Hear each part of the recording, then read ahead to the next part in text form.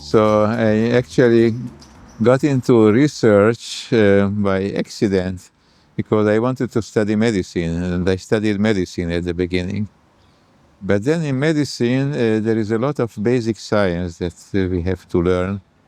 And I was very much interested in the basic sciences.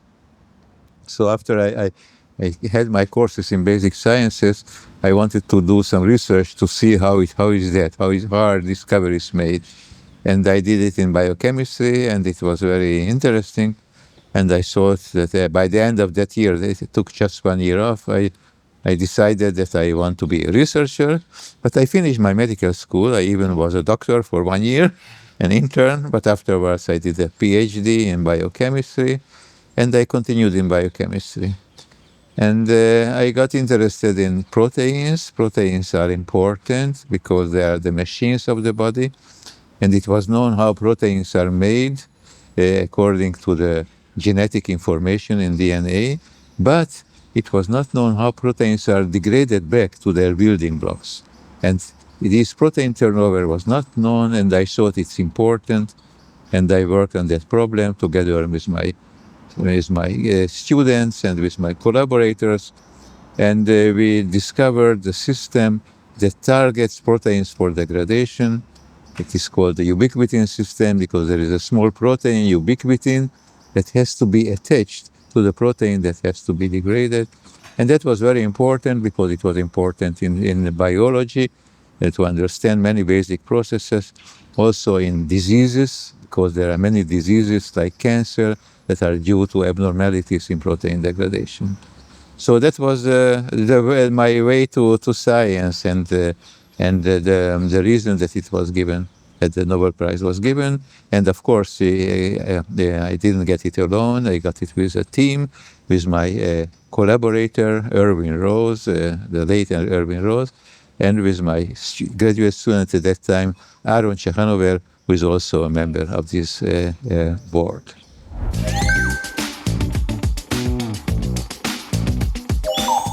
Well, I like very much biochemistry because, you see phenomena, you see what happens, for example, in the cardiovascular disease, but then you don't know what causes it. For that, you have to know what are the molecules. Mm-hmm. And for molecules, you have to know biochemistry, because by biochemistry, you know how each process is made of chemical processes of molecules. So that's why I was interested in biochemistry. And biochemistry grew a lot. Now it is biochemistry and molecular biology, because we know a lot about the gene, the DNA sequences, and how it turns into proteins. But still, if we want to know the basics, the nuts and bolts of any system, we have to know the molecules, we have to know the biochemistry. So biochemistry is the basis on which all medical science and medical practice is built.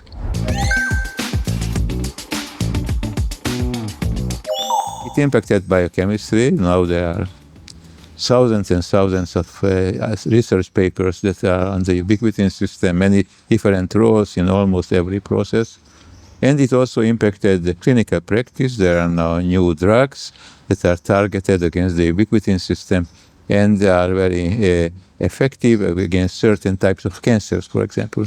And people are trying to develop drugs that are targeted against neurological diseases such as Parkinson or Alzheimer, because there is also a problem in the removal in protein degradation.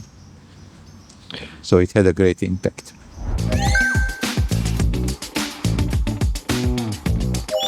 In research, you are talking about the successful experiments, but there are a small minority.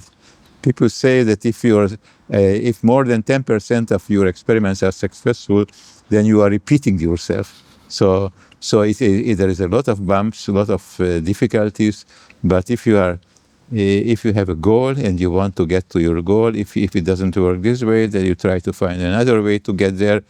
So it takes a lot of obstinance and perseverity to get to your goal. But there are always disappointments, but you have to overcome your disappointment and to find out the right answer to your question. What is important is to ask a good question in research. You have to ask a question that is about an important process which is not yet known. So you have to, and if you are going after your goal and you are very obstinate, in the end also lucky, maybe sometimes you get to your goal. Well, I have a set of recommendations for students. One is to find a good mentor at the very beginning. Very important if you learn science to find it for somebody who does good science, but also wants to share his experience with his students. So it's very important. If you don't get a good mentor, you are in trouble from the beginning. So if your mentor is not good, leave him or find another mentor.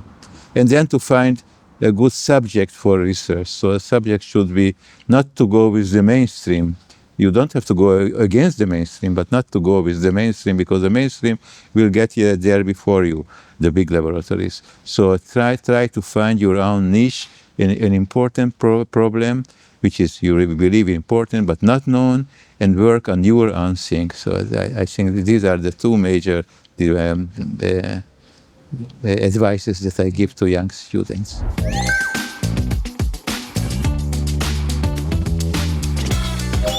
Well, biochemistry have changed, of course, a lot. Now we have, new technologies, DNA sequencing, protein sequencing. We have artificial intelligence by which you can, people can quite well tell how the protein will fold. So protein folding, AlphaFold, they got the Nobel Prize for using artificial intelligence for how proteins are looking, and proteins is what I'm working all the time. So it changed a lot, and we have to take advantage of these technical developments. But again, the most important thing in research remains the same. You have to have a good question and try to get an answer to that good question. So that is basic.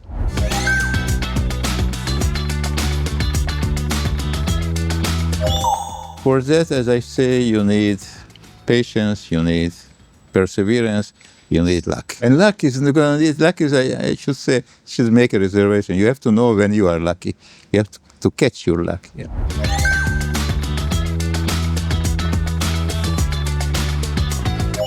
Well, I am not an AI expert, but our life will not be the same, for sure, yeah. It is a revolution, a technological revolution. Some of it is good and some of it is not so good. So it's like with all technological revolutions, But I think it will change our lives.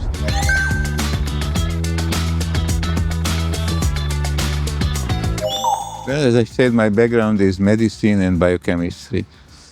So I'm continuing with biochemistry for medical questions. And right now I am working on the roles of the ubiquitin system in the cell division, how cells are dividing, and how can cells divide when they should divide, and how are the chromosomes, are material of DNA dividing equally, so each new cell will get the same number of chromosomes.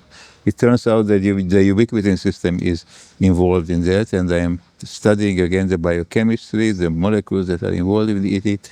It is not simple, but I think it is, again, basic research that will at the end have important implications in biomedical sciences. So that's my current work. Yeah.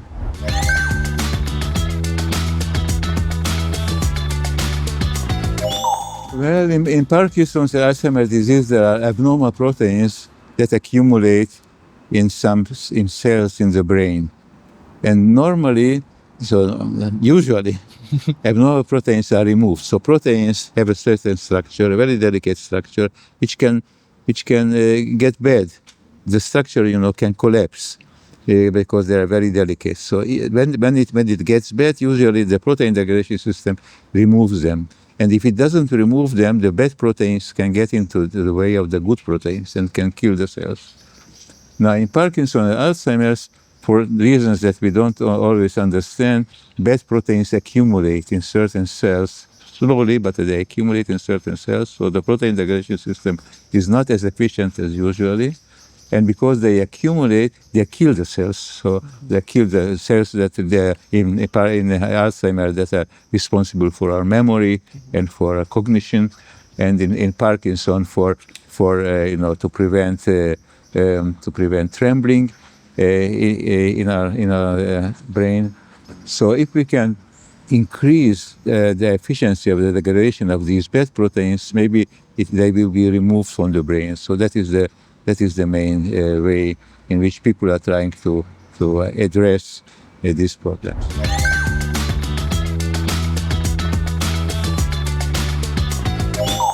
Well, every protein has a certain lifetime because, as I said, the structure is delicate. So when we live in 37 degrees. Usually a protein, you have to freeze it or put it in the refrigerator, but you cannot put it in your body. So that causes thermal movements in the protein and eventually damages the structure of the protein. Also, we have to breathe. So we have to breathe oxygen. When we breathe oxygen, there are byproducts. They are called oxygen radicals. And these oxygen radicals damage the proteins. So there is always protein damage. But against the damage, there is the protein removal system, the degradation system. But nothing is perfect in life. So if it's not perfect, if there is some problem that's not perfect, then the bad proteins accumulate. And that's what happens in these cells. Why? We don't know. It's not one disease. Parkinson is not one disease, and Alzheimer's is not one disease. There are many mutations and changes that they cause it. Mm-hmm. But we can try to find out.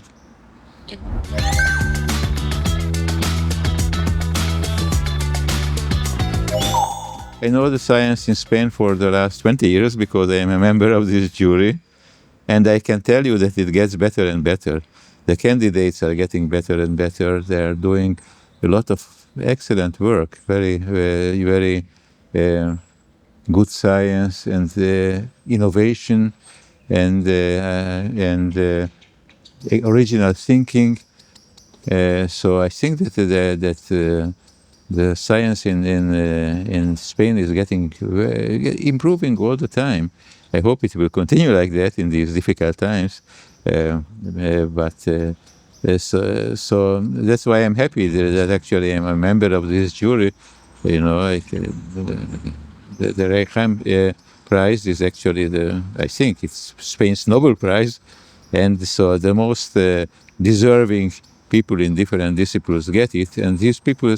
And it's every year I find it more and more difficult to find who is the best because there are so many good scientists in Spain.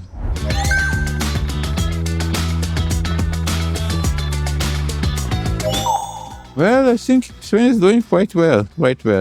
Of course, not all universities are the same. And there are very good universities, and there are some universities that are not so good, but that's it's everywhere, it's like that. But and some universities who are not so good, there are some departments and some people who are outstanding. So you don't generalize, by the university about all the people who work there. I think that Spain is doing well. Of course, it will have to continue. You cannot do biomedical science without money. It's not theoretical physics where you need only paper and pencil. Money is needed, and the Spanish government is giving. Also, the European Research Council is supporting good science in Spain. I see that all the time. And I hope it will continue because the economy is not so great, and so I hope society will continue to have a priority in supporting good science in Spain. But if that happens, I think you have excellent scientists, you have excellent young scientists who will no doubt continue to make major contributions to science and to technology.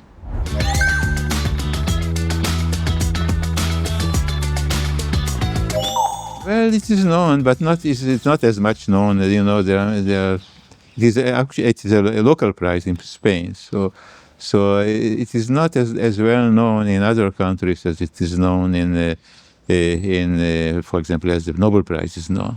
But it is It is true of other prizes. For example, America's Nobel Prize in medicine is called the Lasker Award, which is really a very big award, excellent juries.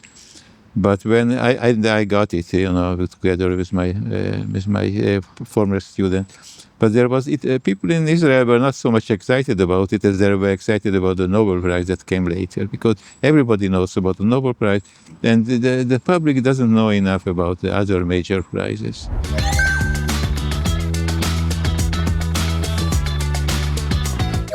I think they are important because society is impressed, and they hear about it in the news and in newspapers, and intelligent people want to know what is the prize about, what was the discovery that it was awarded for. So it's a recognition, and recognitions are also important. Yeah. Of course, the most important is the discovery, but recognitions, I think, they have a role in giving people what is some recognition for what they did. I think that's important.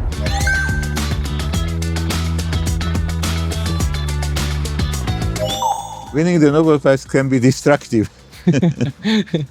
Because you get so many invitations, and you want, you get invitations to meetings which are really not in your field, but sometimes you find out that you are really only a decoration for for a meeting, and you don't want to do that.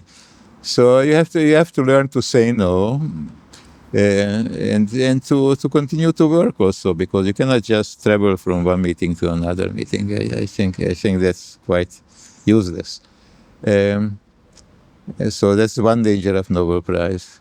Another danger is that people think that a Nobel Prize winner is some kind of such a wise man that they ask him about everything. They ask him how to solve the energy problem, how to solve the wars, and all that. And we are really experts in our fields, and we are not in everything. So we have to take it modestly, I think.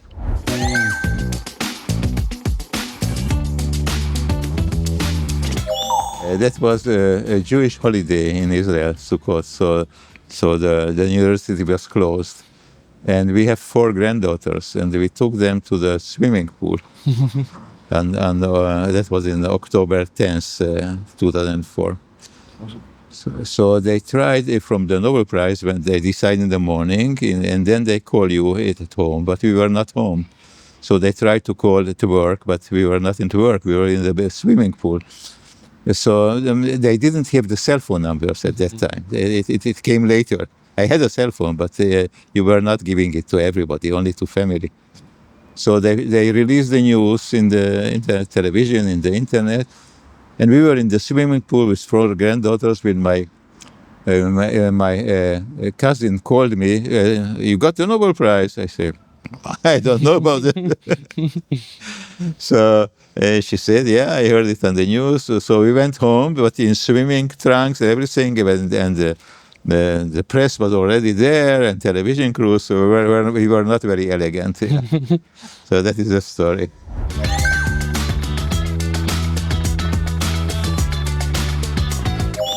Well, that is another problem with the Nobel Prize. Some people feel that after the Nobel Prize they have to work on something else. They save that problem, go to a new problem. And sometimes they go to 2 big problems. So, for example, Crick, who was a great scientist and discovered the structure of the DNA together with Watson, he decided he wants to know about how the brain works. Mm-hmm. And he never found out how the brain works because that's the problem is so difficult, so complicated. It takes many years to find out. So I never got them. So I didn't want to do that, and what I decided, I continue to work on the ubiquitin system, but in new directions. So that's how I got to how the ubiquitin system controls cell division. Mm-hmm. So I take something that I know how to do, and I go to a problem that I think is important, but approachable. You have to you can approach it. It's not difficult enough, but not too difficult.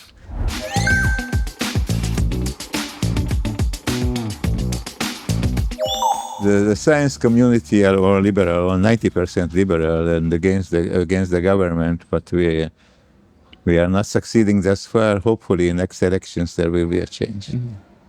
Until there, I don't see the change. Yeah.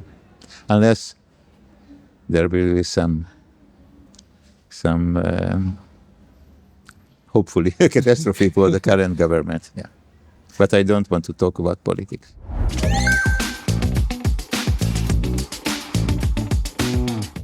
Well, I was born in Hungary in 1937. So I went through as a child, I went through the Second World War and the Holocaust and the German camps and all that, ghettos. But with a great fortune, very luck, we survived. My family and myself and my brother. And then we saw that we need a home of our own. That's how we got to Israel in 1950. I was 12 years old, and I grew up in Israel. I went to medical school in Israel.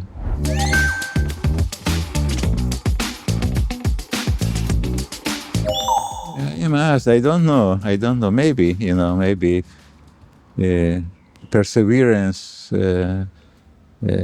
is affected also in research, but I'm not sure.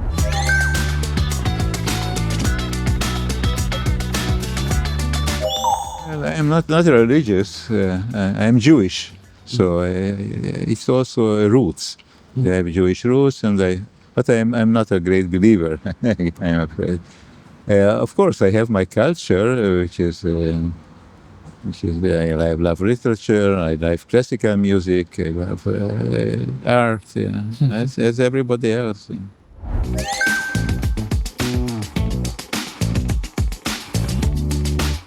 And I teach them. First of all, I do everything that they ask me to do, as every grandfather does. But I try, to talk to them. I'm interested in their lives, and I wrote a book about my life, and I gave it for the family, and I gave it to my grandchildren, so they will know how was my life.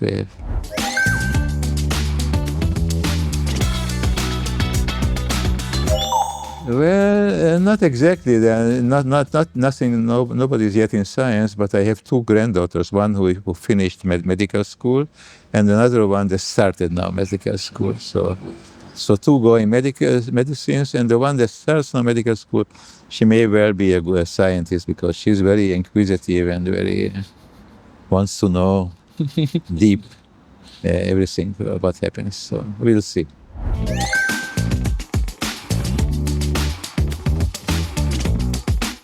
The role of the ubiquitin system in the regulation of cell division, and that's important because normally cell division is regulated, cells divide only when they should divide, but in cancer it's not regulated, the cells are dividing all the time. So if we will know how cell division is controlled, then we will know what to do about cancer. So I say that's what I'm studying now.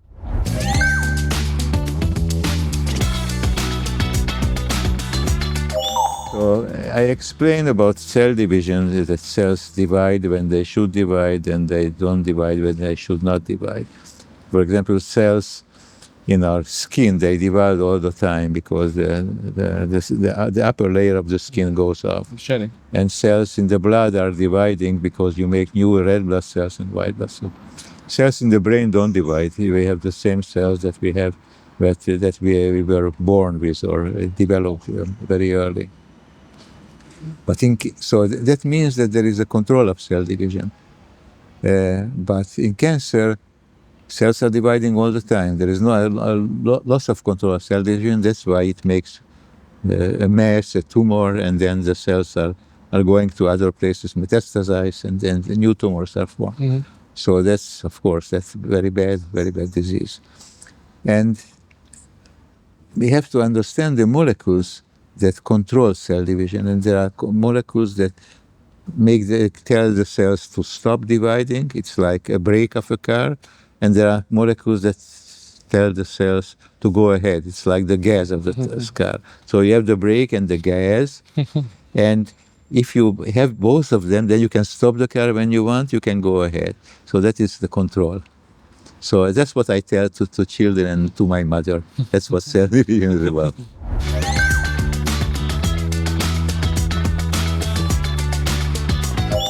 Well, science is changing, and what is now a good question may not be a good question next month, because you will find out that a big research group, is already working on it. So you have to go around. You have to find out. You have to ask all the time what's going on in science and what are the big questions that are not yet approached. Yeah, every time.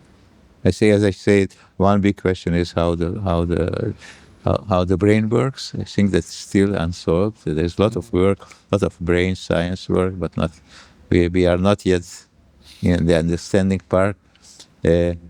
How development is made, how is a baby made out of a cell? How it grows, the hands and all the organs and functions. It's really a big wonder. But that's biology, and that's biomedical questions, because the development can go wrong, and our body can go wrong. So we have to ask what is not known, and to try then to focus on the question. Yeah.